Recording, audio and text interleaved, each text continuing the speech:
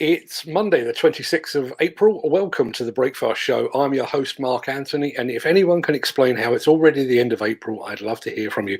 We will get to those all-important news headlines in just a second, but as you know, no Breakfast Show is ever complete without an utterly pointless look at those celebrity birthdays. It's many happy returns to actor and martial arts expert Jet Li, and also to Duran Duran drummer Roger Taylor. Happy birthday also to former First Lady Melania Trump, a woman who constantly looks like she's trying to remember an important phone number. We'll be right back after this. If you enjoyed this show, please consider supporting us. Go to buymeacoffee.com/demolition news. Now, we do have a guest joining us in just a few moments for a serious discussion about an equally serious subject. But what better way to start the new week than with an exciting new project lead opportunity? A market intelligence provider, the Builders Conference, reports that Coventry is about to get a new Aldi superstore. First, a former retail unit on the Alvis retail park will need to be partially demolished and converted into a food retail space. The client on this occasion is Aldi Food Stores itself, and we understand that Stainforth Construction is in the running for the construction element of the project. But a demolition contractor has yet to be appointed. You can find out more about this project lead and many more just like it by visiting buildersconference.co.uk.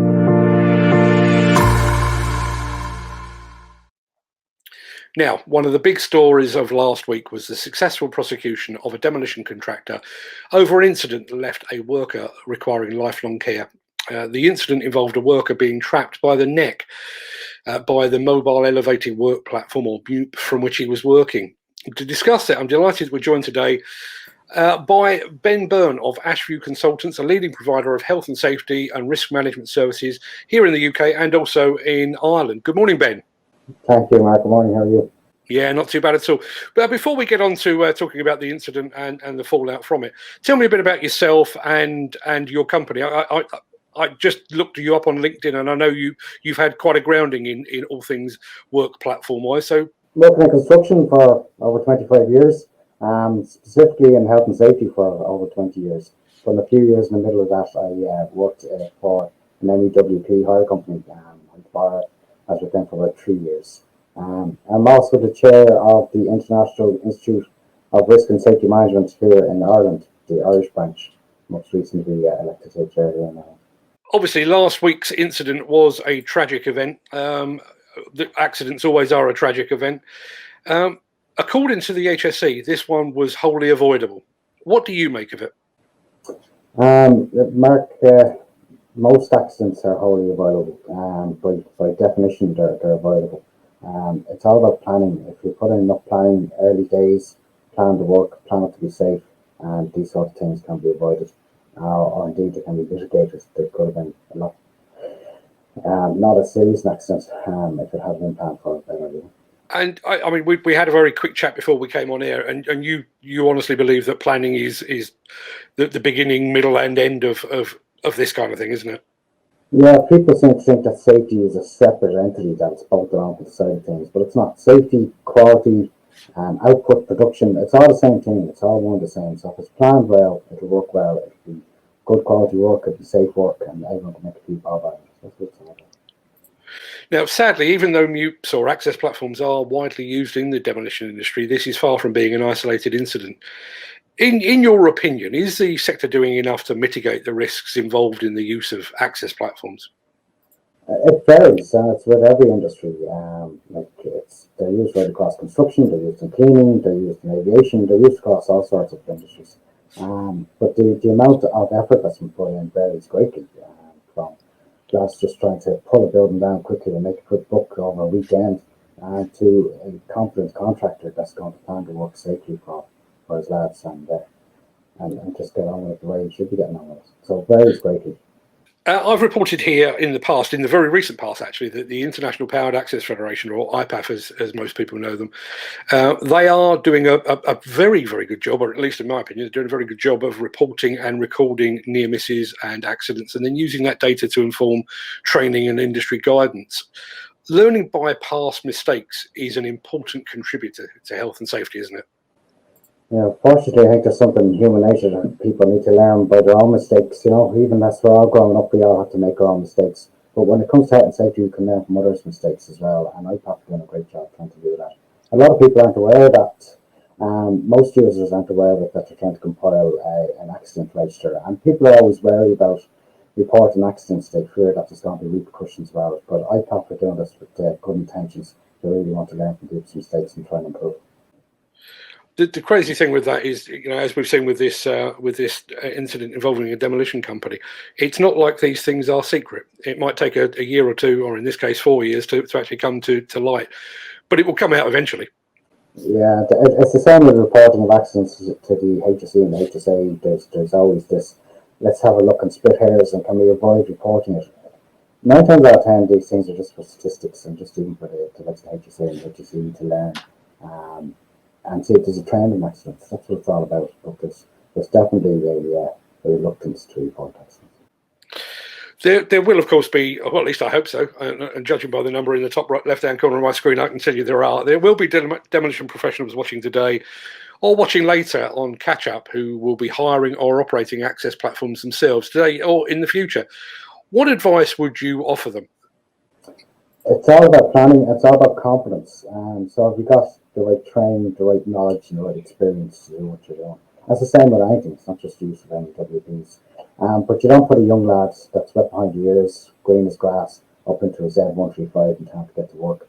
You need to bring him into this. It's the same. You wouldn't put him into your brand new 30-ton excavator and let him off into the field. You've got to train lads. You've got to get them the confidence to do what they're doing. And indeed, do you have the confidence to direct them? At the end of the day, if you're supervising these lads, you're in charge of their well-being. And God forbid if something goes wrong, will you be able to go home and sleep at night if something serious has to happen? So it can happen, but if you don't have the knowledge, you don't have the experience, you may have to ask for it, you may have to train yourself, but it's all about confidence. One of the things that came out while you were saying that was, here in the demolition field, we have specific training related to the operation of skid steers for demolition. We have specific training for operation of excavators, high reach excavators, attachments, all of those sort of things. Do we need specific training on access platforms, given the fact that we do use them so extensively? Yeah, so as I said, there's specific tickets for lots of pieces of equipment, and there isn't a specific ticket for any WPs. You must be trained in whatever equipment you're using. So if that's the photocopier, whatever piece of equipment you're using, your employer should train you in using that. It's similar if you're working in a factory, you're working on an assembly line. You need to be trained in how to use that piece of equipment.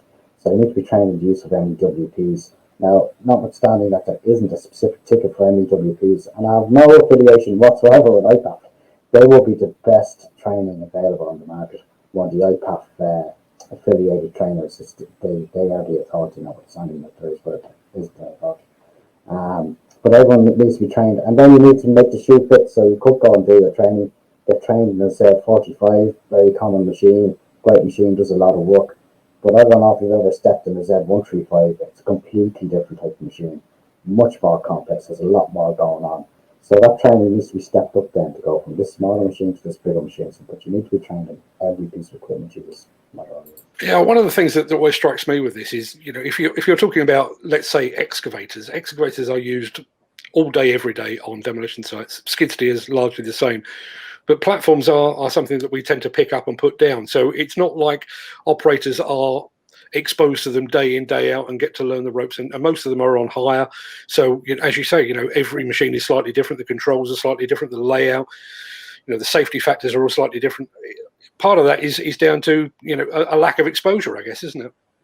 Yeah, sometimes people build up that confidence by the delivery driver showing them how to use it. Or that could be, just give us a half an hour at that machine. Just give me a half an hour over in the field there. Just let me play with it for a little while before you put me up into a high risk area. That can be enough from a lad that's used to using one type of machine and gets a slightly bigger one or a slightly different one. Just give me a bit of space just to figure out how to use that machine. One big outcome from that accident is to have that person that's on the ground still emergency lowering. That was a big gap in the planning with regards to overhead work underneath the roof. And just when people mention emergency lowering, it thinks up all sorts of big procedures and big training and ropes and all sorts of things come to mind. But immersion alone is as simple as the person on the ground that's sweeping the floor is aware that there's someone in the air, and if something goes wrong, they know how to flip the machine over from basket controls to ground controls and how to load that machine. That's really, really important to have somebody on the ground watching out for that. And again, that comes back precisely to what you were saying before, to training and to planning and making sure that everyone's aware of what's going on, isn't it? Yeah. That's a real takeaway from that incident, and a lot of entrapment incidents. That was a big issue. Absolutely. Right, as I say, a pleasure speaking to you today, Ben. I do appreciate you giving up your Monday morning. I'm sure you've got better things to do. I've put a link to your website down below. Is there any other ways that people should get hold of you if they'd like to know more? No, that's it. Feel free, if you think we could be of any benefit at all, feel free to look us up and give us a check through your website. Fantastic. Well, I found you on LinkedIn, and you've got a very good profile over on LinkedIn. But it's worth having a look at the website, because there's a very, very nice video of I think it's Dublin going on in the background, isn't it? Yeah, we've got a few jobs on the go here. Yeah, fantastic. Ben, it's been a pleasure. I'm going to let you get on with your day, and I'm going to get on with the show. But thanks a lot for taking the time to speak to us. Cheers, take care. Bye-bye. All the best. I will take that off now, but I will add a link to the Ashview website once the show's over in the show notes. So feel free to go and have a look at that. I would recommend you go and have a look at their website, because, as I said at the outset, this is an important subject, and it's one that's going to keep coming up time and time again, sadly. Now, pretty much since this show started, the UK demolition business has been on something of an upward curve. Despite global politics, a jittery economy, and political backdrop dictated by a sad collection of whores, pimps, and clowns, the demolition sector has been enjoying a prolonged and very welcome uptick in demand. But amidst all that positivity, apparently, there is a good deal of unspoken bad news. We heard late on Friday that a demolition firm in the north has slipped into liquidation. We're trying to get some clarification and confirmation of that. We understand that a winding up order has been issued against a well-known supplier to the demolition sector. We're trying to get that confirmed too. And on Sunday, I was made aware of what appears to be yet another demolition scaffold collapse, this time in the heart of London, which those that were here in the summer of 2019 will know that scaffold collapses are an all too familiar sight. And of course, we've got the spectre of the Competition and Markets Authority investigation hanging over us like a dark, imposing cloud. I guess it's a long while since let me think where I'm going with this. It's a long while since the UK demolition industry enjoyed such a prolonged period of positivity and demand. But I think anyone that thinks the garden is entirely rosy is very much mistaken. And to keep on top of all of that requires more than just a daily news roundup. I'll be honest, I launched this show on a whim, and I've been genuinely astounded by the feedback that we get and the number of views that we get. And to be honest, it's become the talking point. We get more comments on the video and the resulting audio than we do on just about anything else we do. So, but we are aware of the fact that we can't cover everything in a 10 or 15 minute roundup on a morning. So if you go back to October last year, October the 19th, actually, to be entirely precise, I declared that Demolition News would be unflinching, unstoppable, and unavoidable. Well, the unflinching part was relatively easy. We've never shied away from addressing tricky or controversial subjects, often to the annoyance of some in the sector. We've been unstoppable too. Even while COVID-19 raged outside, we've maintained our highest ever level of output of words, video, and audio.